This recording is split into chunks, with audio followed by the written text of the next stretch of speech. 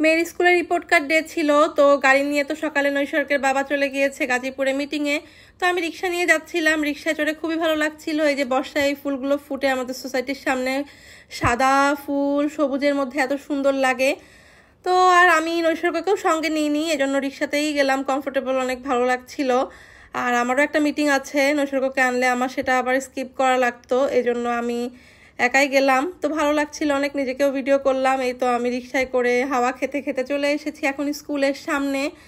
তো স্কুলে গিয়ে রেজাল্ট নিয়ে এই তো আমি এখন নামছি। নিচে অনেক সুন্দর করে ডেকোরেট করেছে, মেয়েটাকে আসলে আনতে পারলে ভালো লাগতো, মেয়েটা মিস করলো।